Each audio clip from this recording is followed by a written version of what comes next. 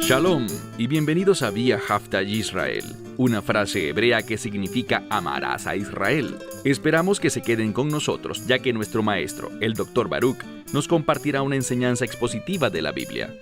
El Dr. Baruch es profesor titular del Instituto Sera Abraham, con sede en Israel. Aunque todos los cursos en el instituto se imparten en hebreo, el Dr. Baruch se complace en compartir esta enseñanza en inglés con doblaje al español. Para más información, visítenos en amarasaisrael.org o descargue nuestra aplicación móvil Mi Estudio Bíblico. Aquí está Baruch y la lección de hoy. Una de las palabras más importantes de la Biblia es redención. Todos nosotros hemos oído este término, redención, pero ¿realmente entendemos lo que significa? En muchos sentidos, este capítulo 13 del libro de Éxodo que estudiaremos hoy y la próxima semana, consiste de dos lecciones muy importantes que nos brindan entendimiento en cuanto a qué es la redención y cómo se manifiesta en la vida de una persona. La redención es fundamental. No puedes adorar a Dios sin haber experimentado la redención. No puedes estar donde Dios quiere que estés sin haber experimentado la redención. No puedes entrar a un pacto con Dios a menos de que ese pacto sea primero y principal un pacto de redención.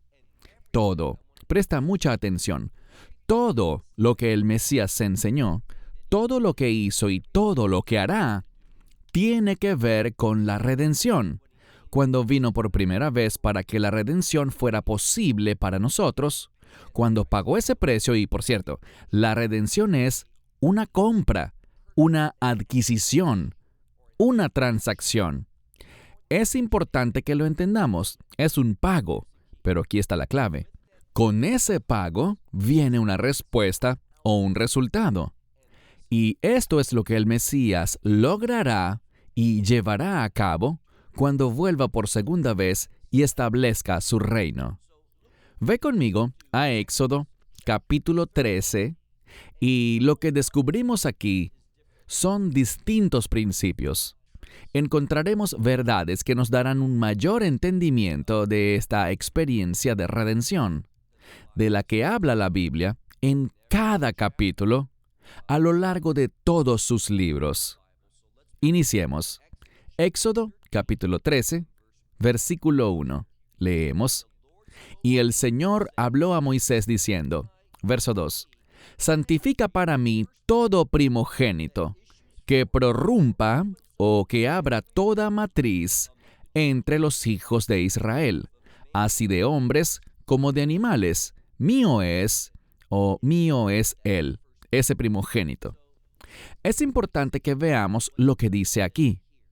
Esto no está escrito de manera casual o accidental. Hay gran sabiduría en esto. Verso 2. Dice, santifica.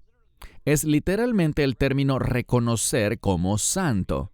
Y recuerden, les digo con frecuencia que hay una conexión entre la santidad y el propósito de Dios. Cuando dice aquí, santifica o consagra como santo para mí a todo primogénito, lo que quiere decir es que Dios tiene un propósito aquí, que el primogénito cumplirá o que debería cumplir. Ese es el mandamiento para el líder del hogar. Todo primogénito que haga ¿qué? Que abra la matriz.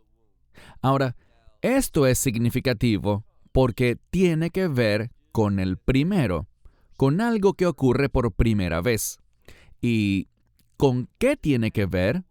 Con una manifestación de vida. Muy importante que lo veas. Y lo primero que vemos es que la redención tiene que ver con manifestar la vida. ¿Por qué eso es tan importante para nosotros? Porque como pueblo redimido mediante la sangre del Mesías, por nuestro Cordero de Pascua, recuerden el contexto, por esa razón hay una vida que debe ser manifestada en nosotros. Se supone que documentemos y demostremos una nueva vida, una vida que se refleja en ese término, santidad, que refleja los propósitos de Dios. Todo esto está escrito con el fin de darnos revelación, para que podamos entender mejor lo que Dios quiere que su pueblo comprenda sobre su obra en medio de ellos. Pero aquí está la clave. Esto muestra la autoridad de Dios sobre la familia y los animales. Eso tiene que ver con las finanzas.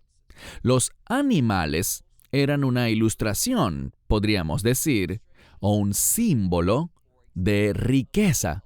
Lo vemos con los patriarcas. Se nos dice cuán ricos eran ellos, al contarnos la cantidad de ganado y rebaños que tenían. Lo que Dios está diciendo es esto, que esta vida que prorrumpe debe manifestarse en nuestra familia y también, igualmente, dentro de nuestros negocios, nuestra profesión, nuestro trabajo, dentro de nuestras finanzas, dentro de todo lo que tiene que ver con nuestros bienes materiales. Nuestro caminar con Dios no es solo espiritual, sino que lo espiritual afectará toda dimensión, todo aspecto, la misma esencia y toda esencia de las personas. Por esto tenemos aquí hombres y animales. Verso 3. Y Moisés le dijo al pueblo, y yo subrayé este hecho, le dijo al pueblo. Por medio de la redención, un nuevo pueblo nace. Noten que aquí los hemos visto ser referidos como hijos de Israel. También la congregación o los testigos o los que dan testimonio. Pero aquí tenemos otro término, un pueblo. Y mediante la redención, Dios ha establecido, ha constituido a un pueblo especial, su pueblo, una congregación, personas que se han unido porque tienen una experiencia en común. ¿Y cuál es esa experiencia común? Es una experiencia de redención. Pasemos al verso 3. Y Moisés le dijo al pueblo, recuerden este día. ¿Qué día? El día en el cual ustedes salieron de Egipto. Esta frase, salieron de Egipto, es Yitziat Mishraim. Está en forma verbal. Literalmente, es el término Yitzatem. Ustedes prorrumpieron mi Mitzrayim, de Egipto. Y noten qué otra cosa hace la redención. La redención cambia nuestra ubicación. Produce que manifestemos vida. Descubrimos que la redención producirá un cambio que nos hace manifestar la redención y el cambio que ocurre en nuestra vida en cuanto a nuestra familia, también a nuestro negocio y finanzas, como dijimos, nos convierte en un pueblo y, finalmente, aquí vemos que dice, recuerden este día en el que salieron de Egipto, un cambio de ubicación. Ustedes van en un camino y tienen, aquí está la clave, un conjunto diferente de pertenencias, una identidad diferente. A eso se refiere lo que dice aquí el verso 3. Y Moisés le dijo al pueblo, y a continuación dice el texto, recuerden este día en el que han salido de Egipto. Es un pueblo que ahora tiene una nueva identidad. Ya no serán conocidos más como los esclavos de Egipto. Ya no serán identificados jamás con la nación egipcia, sino que serán identificados como Dios lo ha planeado y prometido, con su propia tierra. Y hablaremos más de eso en breve. Pero noten lo que dice nuevamente el verso 3. Y Moisés dijo al pueblo, recuerden. Y este término recuerden lo hemos explicado ya. Es un término que tiene que ver con un pacto. Siempre que veamos el término zahar, aquí lo tenemos en modo imperativo, zahor. Siempre que nos topemos con esta palabra, en cualquier forma o construcción gramatical, debe causar que pensemos en un pacto. Fue por esa relación de pacto que inició Abraham, que continuó con Isaac y en la que Jacob permaneció, que todo esto ocurrió. Entonces, recuerden este día. ¿Cuál día? En el que han salido de Egipto. Y además dice, de casa de servidumbre. En otras Biblias dice, casa de esclavitud. Pero literalmente dice, Bet Abadim, de casa de servidumbre. ¿Y qué produjo esto? Porque con mano fuerte el Señor los ha sacado de esto. Y de nuevo, aquí muchas Biblias lo traducen de este lugar, pero el término no es para nada específico. Dice Nizei, de esto. Bueno, la pregunta que debemos hacer es, ¿y qué es esto? ¿Es este lugar? ¿Es este pueblo de Egipto? ¿Qué es? Y la respuesta es que esa amplitud e inexactitud muestra que Dios los está llevando a un cambio mayúsculo. Él nos conduce a que dejemos todo lo que tenga relación con Egipto. Y aquí está la clave: la comida, la cultura, el idioma, la identidad, todo. La redención produce un gran cambio en nuestra vida y nos brinda una nueva y mayor variedad de cambios, de cosas nuevas y elementos que nos darán una perspectiva diferente y una identidad diferente para toda persona. Entonces dice, parte final del verso 3, Veilou Ya'ahel Hametz. Debemos prestar atención al vocabulario de este capítulo, porque descubriremos que la palabra fermento o levadura será utilizada. Del mismo modo nos toparemos con pan sin levadura, y también nos encontraremos, como sucede aquí, con la palabra hametz. Si no provienes de un trasfondo judío, probablemente la palabra hametz te sonará extraña, pero tiene que ver con un proceso que sucede con el paso del tiempo. Si tienen un producto alimenticio y este crece, o en realidad, si se vuelve agrio, usualmente por el agua o la humedad, con el tiempo, si hay algún agente que se fermente o alguna levadura, o incluso la harina o el trigo, todo esto producirá con el tiempo y la humedad, producirá un cambio que se llama en hebreo hametz. Y leemos muy claramente aquí, no coman, no permitan que hametz sea comido. No coman hametz. ¿Por qué esto es importante? Bien, esta palabra hametz quiere comunicar, de acuerdo con los sabios, la idea del orgullo. El término para leudado aquí se podría traducir también como hinchado, y se nos ordena, dice literalmente, Veilou Ya'ahel Hametz. Ustedes, hametz, no deben comer. Así es la manera más literal para traducirlo. Hametz no deben comer. No deben participar de eso. Y noten cómo esto será algo que se enfatizará en todo el pasaje. Y no solo aquí, sino en todo este último capítulo, tenemos un gran énfasis en el matzah, el pan sin levadura, y la advertencia de que no coman nada que contenga levadura, nada de hametz ni nada que se le relacione. Nosotros hoy podríamos ver esto y decir, bueno, pero eso no es importante. No enfoques estos pasajes basado en ti mismo o en lo que tú consideres que es espiritual y lo que no lo es. Permite a la palabra de Dios dictar y determinar para ti lo que es importante y lo que no lo es. Pasemos al verso 4. El día de hoy, ustedes salen en el mes de Aviv. Esta es la manera adecuada y literal como lo encontramos aquí, Aviv. Aviv significa también primavera, como la temporada de la primavera. Y sabemos que la Pascua debe celebrarse en el tiempo de la primavera. No quiero ahondar en las implicaciones de esto, pero fíjense que dice, el día de hoy, ustedes salen en el mes de Aviv. Verso 5. Y acontecerá que el Señor los llevará a la tierra del cananeo, del hitita, del amorreo, del heveo y del jebuseo. Encontramos aquí en este caso a 5 naciones. Si son buenos estudiantes de la Torá, sabrán que en ocasiones se mencionan otras. A veces son 7 o hasta 8. Cada vez que se mencione un número diferente de naciones, es porque se busca comunicar algo específico al lector.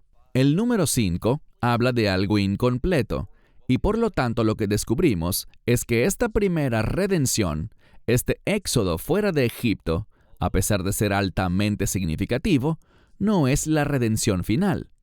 Y vemos proféticamente, por ejemplo, en los libros de los profetas, que se habla del tiempo en el que se dirá que ya no más se hablará del éxodo de Egipto, sino que se hablará del éxodo de la tierra del norte y de todos los países a donde yo los he llevado. Esto presagia que lo que está ocurriendo aquí no está completo ni terminado.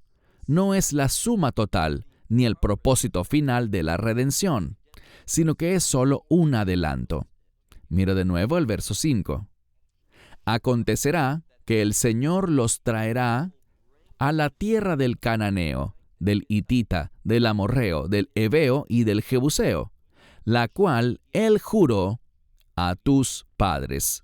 De nuevo, siempre que se haga una referencia a los patriarcas, debemos pensar en 2 cosas: las promesas de Dios y cómo accedemos a ellas, es decir, por la fe. Noten, sin embargo, que una de las primeras cosas que menciona Dios es la tierra. De la misma manera que la tierra era tan importante durante el éxodo de Egipto, ellos fueron enviados a una travesía, y el propósito fundamental de la redención, de esa primera redención, fue entrar a la tierra prometida. Asimismo, la redención final, su propósito central, fue hacernos entrar al reino de Dios.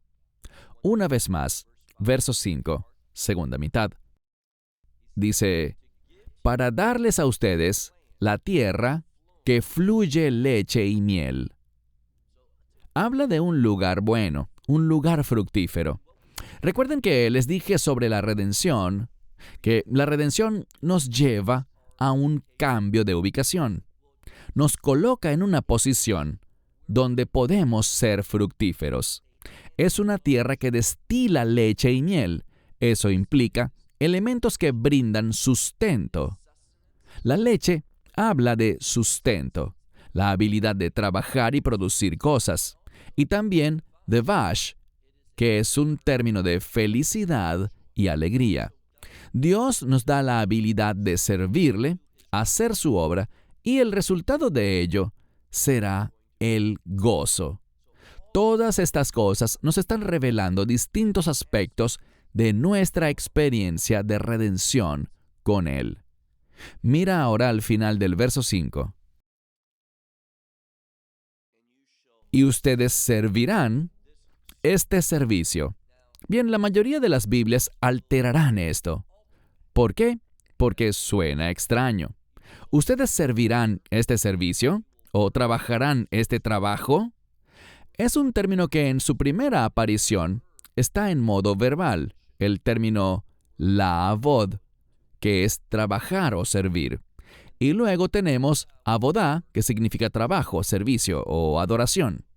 Todas estas cosas revelan que es a través de la redención que podemos servir a Dios y trabajar en su servicio.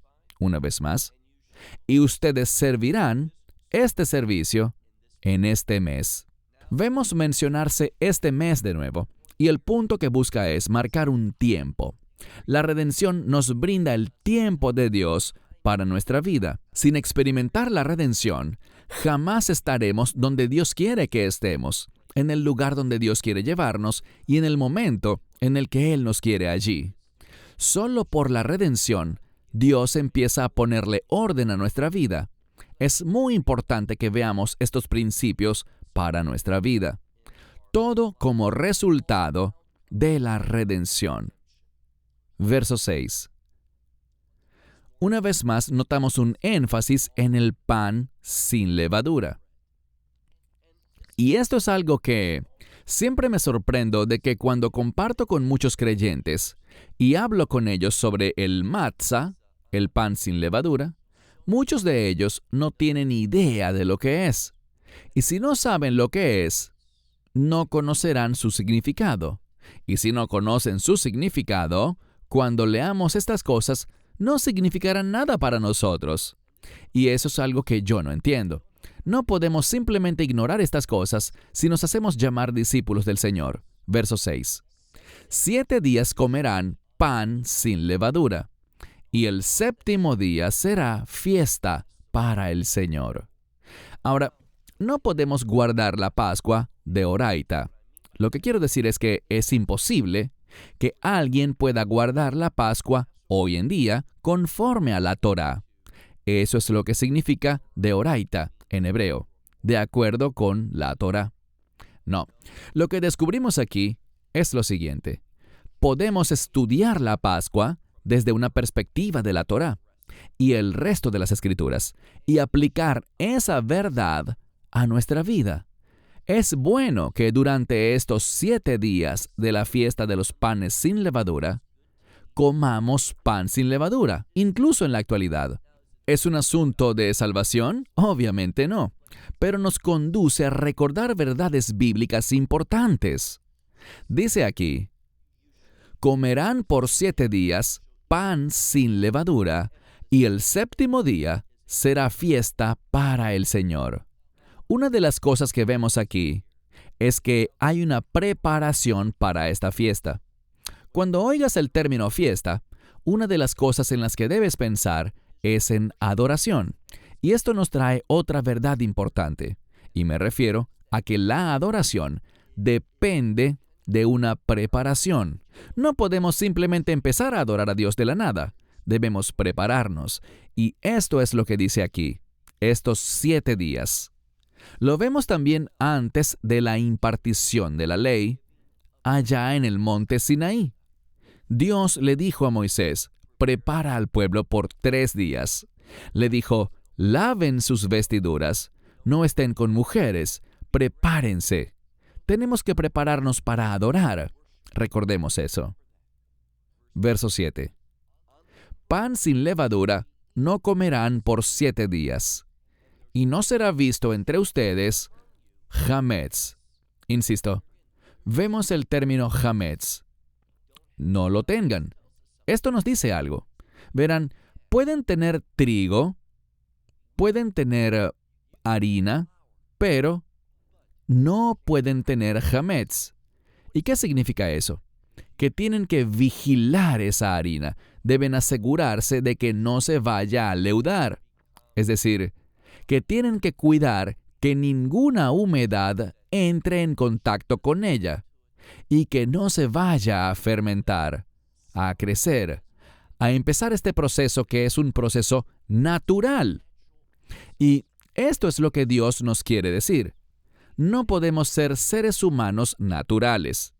La semana pasada me encontraba en Cesarea de Filipo, al inicio de los altos del Golán, y estudiamos sobre la confesión de Pedro.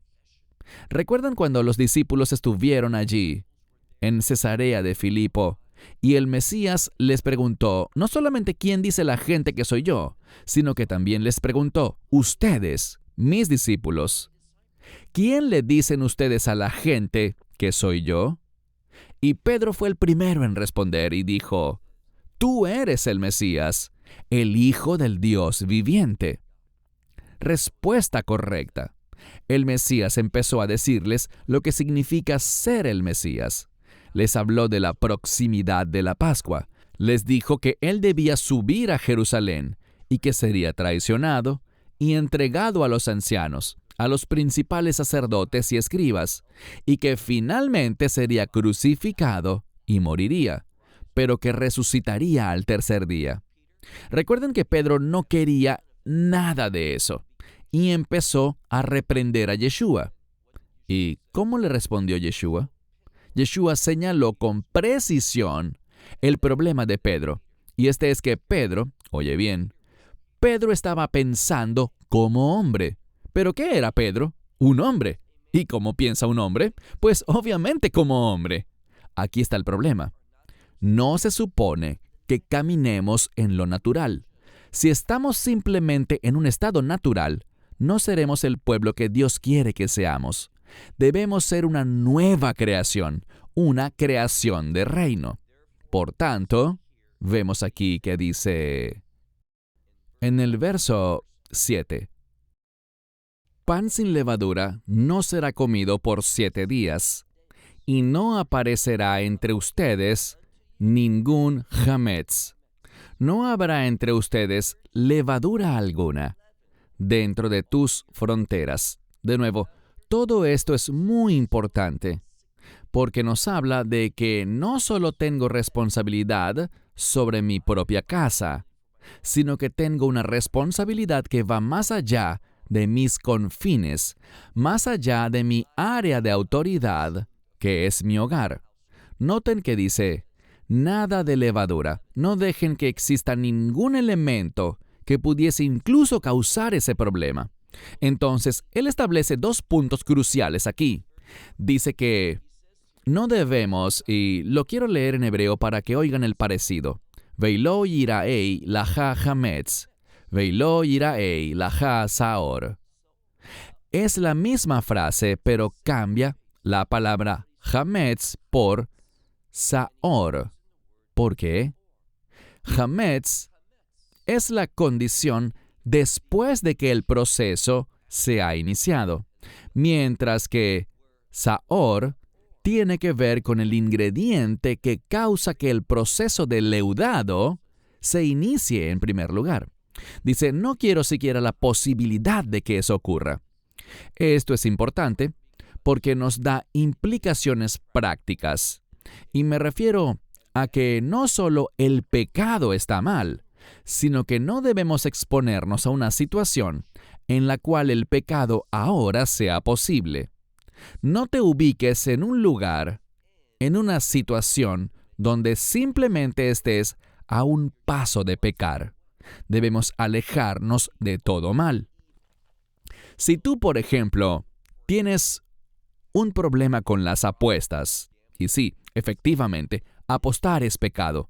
Quiero ser muy claro con eso, porque al apostar, estás tomando los recursos que Dios te ha dado a ti para entregarlos a la suerte, con el fin de buscar obtener ganancias a través de un medio que no es apropiado. Debemos multiplicar nuestros bienes a través del trabajo. Es el trabajo, el esfuerzo, la labor, lo que trae la multiplicación. O son las bendiciones de Dios, pero Dios no bendice el azar, las apuestas. Eso no es de Dios.